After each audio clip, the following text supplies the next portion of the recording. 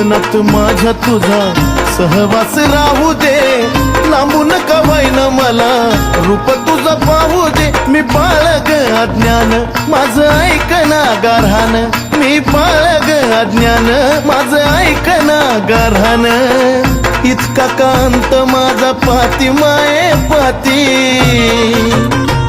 मग काग येणा माई लांब लांब जाती या लेकराच्या जीवाची लाही लाही होती. मग काग येणा माई लांब लांब जाती या लेकराच्या जीवाची लाही लाही होती.